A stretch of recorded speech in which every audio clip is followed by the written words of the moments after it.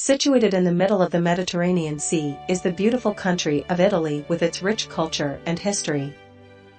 Images coming to mind when speaking of Italy often include its wonderful cuisine, aromatic espresso, fine wine, and lots of it, as well as sculptures and statues from the Renaissance period, and Roman ruins of ancient times. The Leaning Tower of Pisa at Piazza del Duomo is another iconic landmark attracting tourists from around the world. Within the same piazza is Duomo di Pisa, a cathedral built almost 1,000 years ago. This is the place where we start our topic today, the pendulum.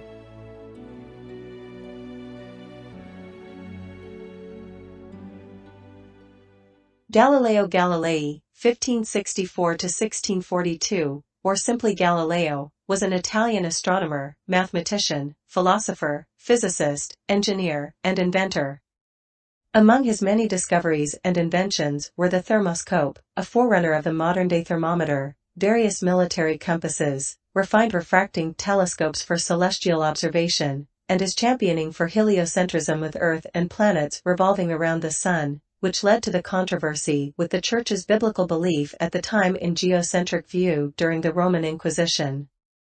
Galileo discovered the law of the pendulum in 1602, also known as the isochronism of the pendulum.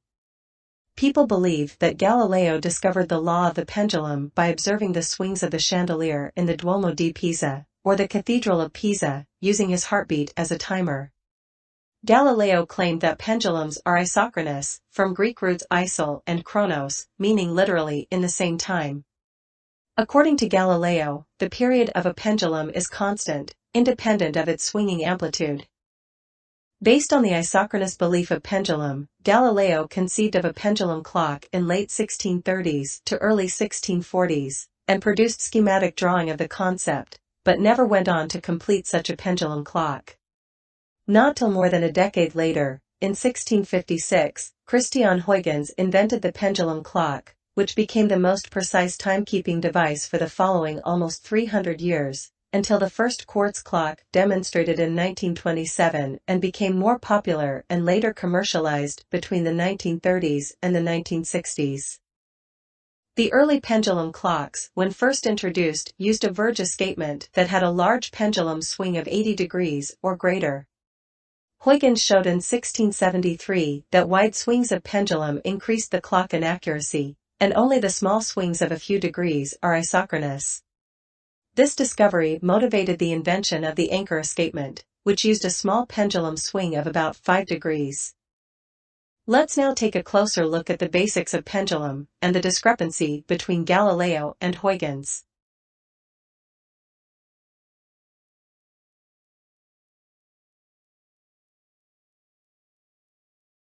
Suppose we have a simple pendulum with a mass m attached to the end of a massless string of length L, fixed at a pivot point and hung in the vertical direction.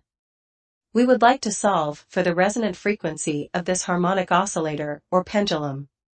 With theta being the angle of the swing, gravity mg can be broken into two components, mg cosine theta along the longitudinal direction of the string, and mg sine theta tangential to the swing curvature. Using Newton's second law in a rotational system, we have torque equals moment of inertia times angular acceleration, where torque tau is the gravity component tangential to the swing curvature times the curvature length, which is the string length L. Since the torque is in the direction opposing the motion of the swing, it is a negative term. Therefore, tau equals negative mg sine theta times string length L. The moment of inertia I equals mass m times square of the string length L, and the angular acceleration alpha equals the second derivative of angular displacement theta.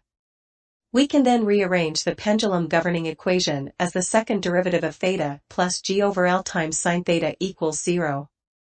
There is no analytical solution to this second-order differential equation, which means that one must solve it using a numerical approach with the aid of a computer. For small swing amplitude theta, we can see from the plot that sine theta and theta in radians are approximately equal. Therefore, for theta less than 20 degrees, the pendulum governing equation can be approximated as the second derivative of theta plus g over L times theta equals 0, which is the equation of a simple harmonic oscillator. To solve for the pendulum resonant frequency omega-0 for small swings, we first let the general solution of theta takes the exponential form where a is the amplitude of swing. We can then get the first derivative of theta, followed by its second derivative, which equals negative square of omega-0 times theta. Recall that the second-order differential equation for small swing listed above, we now know the pendulum resonant frequency omega-0 equals square root of g over L. We can now see that Galileo's claim of pendulum being isochronous is not entirely correct. It is isochronous only for small swing amplitude of no greater than 20 degrees. To demonstrate, we have a pendulum of the same string length and take synchronized videos of its swinging motion with varying starting angle theta of 4, 12, 20, and 70 degrees, and see if the pendulum resonant frequency stays the same by examining the pendulum position after a few swing cycles. Let's replay the same videos in slow motion also, and pay special attention to the lower right video with 70 degrees starting theta. As you can see, gradually as the pendulums swing, the 3 video clips with starting theta of 20 degrees or less are still in sync, indicating they have the same resonant frequency, while the lower right 4th video with a large starting theta of 70 degrees is obviously not in sync with the others, indicating that it is having a different resonant frequency. Therefore, our conclusion is that, for a small swing amplitude of 20 degrees or less, simple pendulums are isochronous and resonant frequency is inversely proportional to the square root of the string length L. Of more interest in timekeeping applications is the pendulum period, which is 2 pi over the resonant frequency omega-0, or t equals 2 pi times square root of L over g. The pendulum period function of the string length is plotted as the yellow line for L between 5 and 18 inches. We then conduct an experiment by setting the string length to 5 inches and obtain the pendulum period from the video. The result is added to the plot as a red data point. This experiment is repeated for string lengths of 8, 10.5, 14, 16.5, and 18 inches. The data points are all added into our plot as red dots, which matches quite well with the calculated pendulum period. It should be noted that the swing amplitude used in the experiment is kept small, no greater than 20 degrees.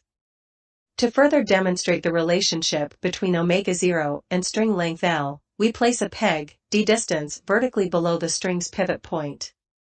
We make d less than L so that the pendulum will hit the peg as it swings. Assume the massless string is flexible and does not lose energy when it hits the peg. The left side omega L before hitting the peg is square root of g over L, while the right side omega R after hitting the peg is square root of g over L minus d. We can clearly see there are 2 distinct frequencies before and after hitting the peg. The overall pendulum period in this experiment is thus the combination of the two, namely, t equals pi over omega L plus pi over omega R.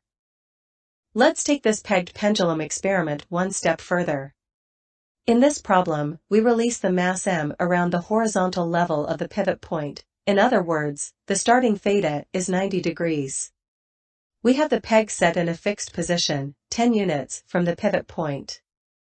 Depending on the string length, we observe that the hung mass m sometimes goes around the peg in a complete circle, and other times it fails to do so and falls to the very bottom. By adjusting the string length, you can see that the mass m goes around the peg in full circle when the string length L is shorter. When L is made longer, it fails to complete the full circle around the peg. We would like to know what the minimum d over L ratio is to enable the mass m to complete the full circle around the peg. The mass m starts at position A, at the same vertical height as the pivot point, which is L distance above the lowest position B. It is also at rest with 0 velocity at start. Once released, the mass m follows the dashed line curvature of a radius equaling the string length L to traverse to position B, at which point, the string is in contact with the peg that is at a vertical height of L-d above position B. From this point on, the mass m continues to move in a new curvature path with a radius of L-d to position C. The critical criterion for the mass m to complete a full circle around the peg is that, at position C, the mass m must have the required centripetal acceleration ac to overcome the Earth gravity g. From our earlier circular motion session, linked below, we learned that the centripetal acceleration equals the square of the tangential velocity over the radius of the curvature, or in this case, v squared over L minus d. This v squared over L minus d must be greater than or equal to gravity g for mass m to complete a full circle around the peg. Using the lowest position B as the zero reference for potential energy Pe, the total energy at the starting position A is thus mg times L, because the kinetic energy Ke is zero as the mass m is at rest.